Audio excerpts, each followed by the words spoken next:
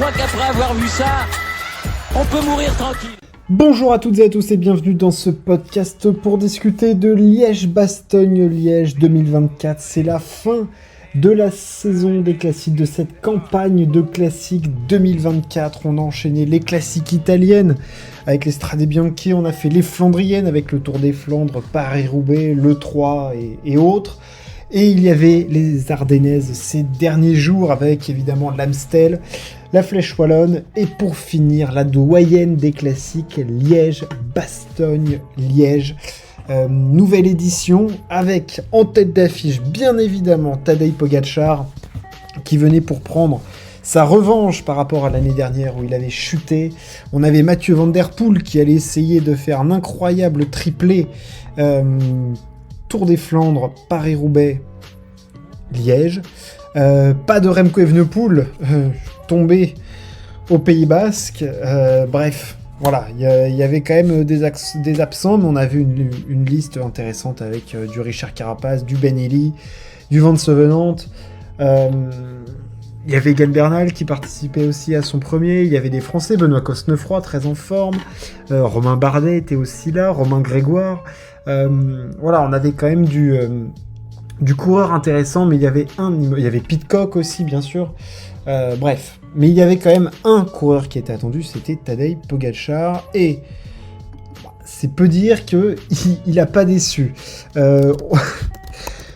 Il a remporté Liège-Bastogne-Liège, son 6e monument. Tadej Pogačar s'est imposé avec 1:30 d'avance sur Romain Bardet, qui a été absolument exceptionnel lors de cette course. Absolument brillant, impressionnant même. Romain Bardet, 3e, Mathieu Van Der Poel. Alors, je reviendrai sur ce que je pense de la performance de Mathieu Van Der Poel, qui fait quand même 3e et qui va chercher un podium très intéressant. Maxime Van Gils, qui était probablement le plus fort avec Romain Bardet derrière Pogačar. On mentionnera aussi Carapaz qui a tenté de prendre la roue de Poggi, Schielmose qui s'est fait complètement péter la Casbah en essayant de suivre Pogačar. Donc Van Gils fait 4, Paré-Pinte fait 5, Van Sevenant fait 6, Madoua c'est 7, donc on a quand même les Français qui ont bien performé, Paul Lapera 11e, donc voilà, il y a quand même des super résultats pour les Français, Cosnefroy 16e, mais tout le monde s'est incliné devant Tadej Pogačar, qui nous a fait une Remco Evenepoel des dernières années, à savoir une attaque tranchante, décisive dans la côte de la Redoute. Il n'y a eu personne pour le suivre. Van Der Poel avait déjà reculé à ce moment-là.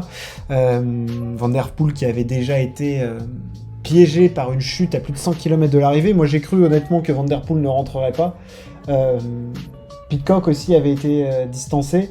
Bon, ils sont rentrés, mais ils avaient peut-être dépensé un petit peu d'énergie. Puis de toute façon, je pense qu'il n'y avait rien à faire face à Pogačar, qui a placé du coup une attaque dans la côte de la Redoute, plutôt tôt en plus, pas dans les pourcentages les plus élevés. Pogačar était seul. Schielmose a tenté. Carapaz est celui qui a le plus tenté de prendre la roue de Pogačar. Il l'a suivi sur 200-300 mètres, mais il n'y avait rien à faire. Il a fait comme Remco, il a attaqué dans des pourcentages dans la côte de la Redoute, et ensuite il est parti, il a fait 35 km tout seul, personne ne l'a accompagné. Derrière, un groupe s'est détaché, avec 3 Français, Romain Grégoire, Ben Eli, ce bon vieux Ben Eli qui est jamais avare d'efforts, Romain Bardet et Benoît Cosnefroy. Voilà, ce groupe de 4 qui s'est ensuite fait reprendre par un groupe plus gros où il y avait notamment Van Der Poel. Il y avait Van Gils aussi qui était très costaud dans le gros groupe. Mais voilà, ensuite Evenepoel s'est échappé et s'est retrouvé seul et facile dans la côte des Forges et dans la côte de la Roche au Faucon. Voilà, il n'y a eu absolument aucun problème pour lui. Il n'a cessé de creuser l'écart comme il l'avait fait au Stradé, comme il l'avait fait sur les différentes étapes du Tour de Catalogne. C'était largement le plus fort. On sait qu'en plus c'était une journée qui était chargée en émotions pour lui aujourd'hui, parce que il y a tout juste 2 ans, enfin 2 ans jour pour jour, la mère de sa compagne Urska Sigart quittait, décédait. On le savait, c'était chargé en émotions pour lui, il courait autant pour lui que pour sa compagne aujourd'hui. Et donc il avait à cœur de réaliser cette performance-là aujourd'hui à Liège.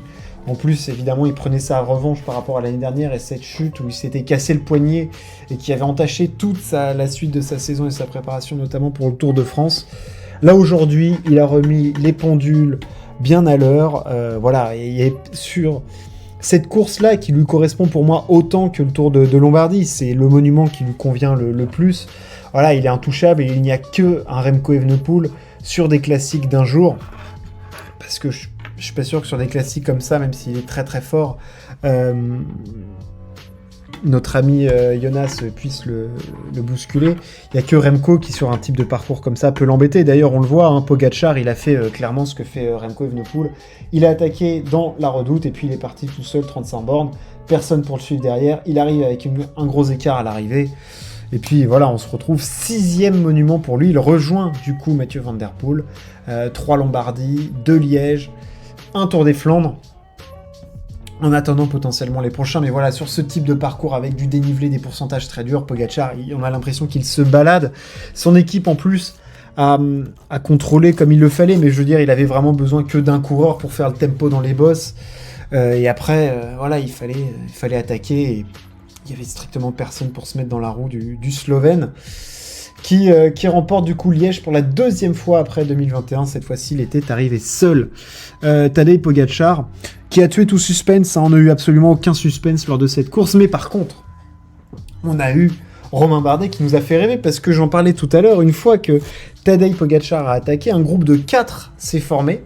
Et il y avait quand même 2 difficultés très difficiles à aborder, puisqu'il y avait la côte des Forges, 1 km 300 à quasiment 8%, et la côte de la Roche-au-Faucon, 1 km 300 à 11%, et le plus fort des 4, on avait Ben Illy aussi, mais qui était très costaud et qui aide toujours sur un groupe de 4, il mettra ses coups de pédale. Mais Romain Bardet a montré un niveau absolument énorme et a rappelé à tout le monde le coureur exceptionnel qu'il était, et qu'il était encore capable de faire des performances absolument exceptionnelles. On le sait, c'est une course qui lui convient très bien, ce Liège-Bastogne-Liège. Il avait déjà fait podium en 2018, il avait déjà fait 4 top 10 du coup auparavant.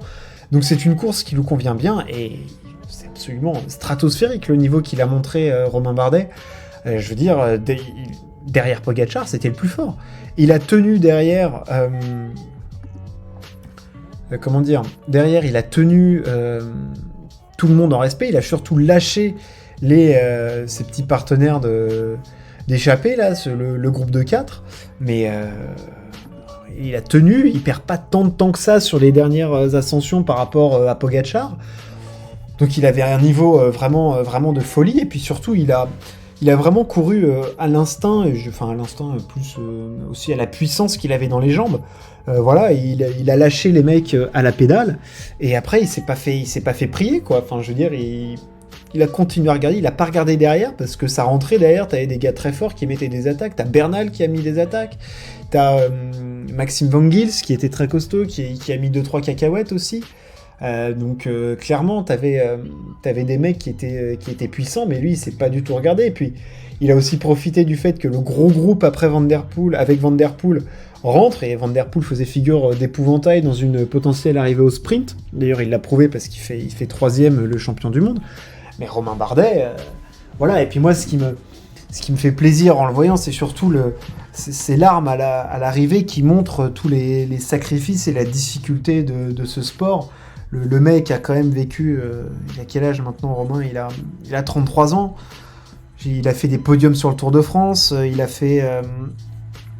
gagné des étapes sur le Tour de France. Il a fait 2e des championnats du monde. Et là, il a vécu quand même des dernières années plutôt difficiles quand même, en termes des abandons sur le Tour, des contre-perfs.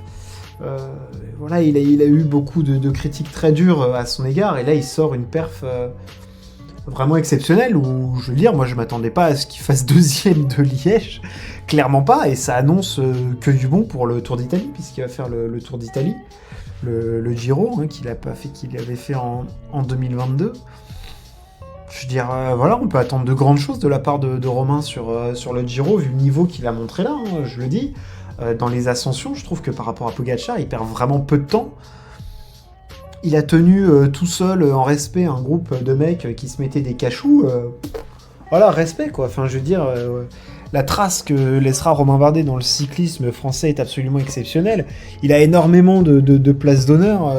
Voilà, c'est aussi ce qui fait son charme. Mais ce qu'il fait aujourd'hui sur Liège, putain, il était vachement puissant, quoi. Il a été vachement puissant et... Bah, moi, j'ai juste envie de le voir, comme je disais, j'ai juste envie de le voir sur le Giro, quoi. Je n'attends que ça maintenant. Je veux dire, fais-moi rêver maintenant. J'ai envie de te voir performer sur ces courses-là. Quoi d'autre Mathieu Van Der Poel, 3ème. Course particulière de Van Der Poel qui vient quand même encore chercher un top 10 et un podium de monument. Mais il a été globalement, on le sentait un petit peu en bout de course et sans doute que la perf, cette contre-perf du côté de l'Amstel était annonciatrice de ce qui se passerait sur Liège. C'est vrai que beaucoup de personnes disaient qu'il était en capacité de concurrencer Pogačar.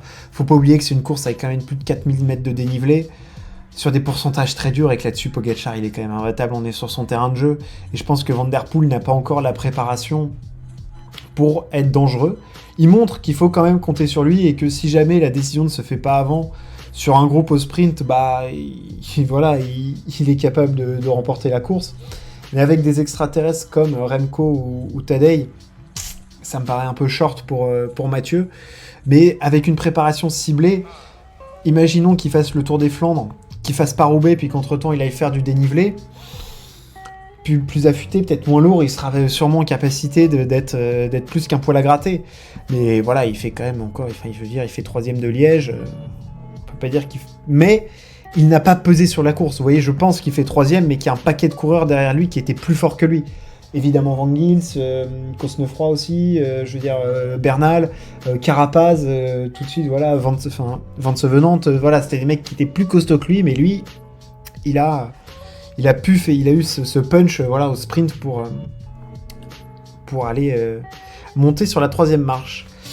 Voilà pour ce Liège qui nous aura pas procuré un grand suspense, mais respect éternel à Tadej qui est encore une fois mis dedans. 6ème monument pour lui. J'espère que ça vous a plu. On se retrouve très très vite pour parler sport. Ciao, à plus.